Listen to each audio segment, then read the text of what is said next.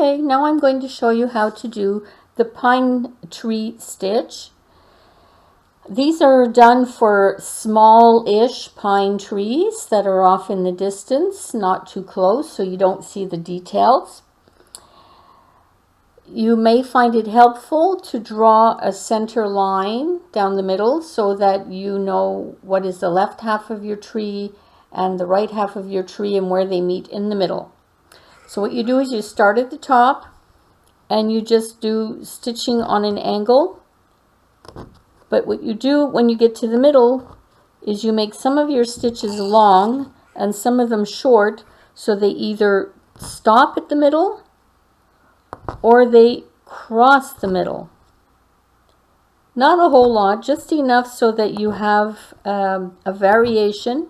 So you have short, medium, and long stitches, and you also have places where they cross the middle, like here, and some places where they just don't even go to the middle, and then other places where they actually meet in the center. When you get to the bottom, you're going to do the wedge stitch so that you end up pivoting around to the right hand side of the tree. And even though it's a straight line here, no trees are made like that. You would, of course, you would follow the picture in that you're trying to follow, but you will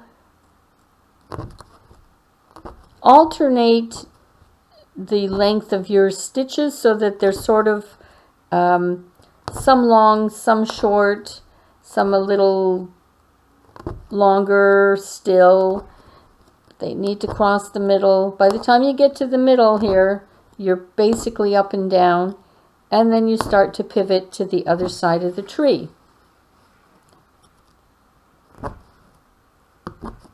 Then you cross these stitches that have gone too far into the other side. That was intentional. You will cross them every once in a while. So you have no empty spaces. You have no lines, no blank spaces. Everything is going to be covered.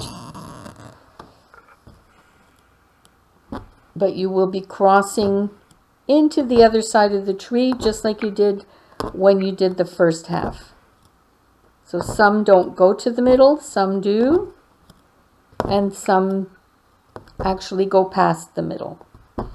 That way you don't have a definitive center of the tree. You don't have any lines that you've stitched that make it look like you actually have a almost like a vein down the middle of the tree. You want it to be random, like that. And then another thing you can do when you've done that is you can do a few pine stitches or pine needle stitches with a lighter color, or it could even be darker, and you just add them in here and there randomly to create highlights in your tree. So you slide it in, you can do another one, and then cut. You know, just a stitch here, a stitch there. Keep them proportionate to the under layer of stitching that's already been done. You want to maintain basically the same angle as well.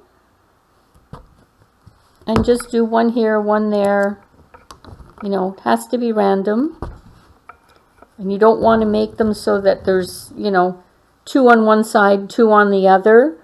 You want to sort of, you know, randomly place them. And you don't want them opposite each other either. So you just place it like here.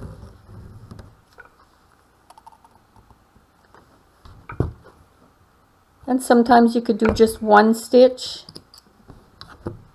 And then another one over here.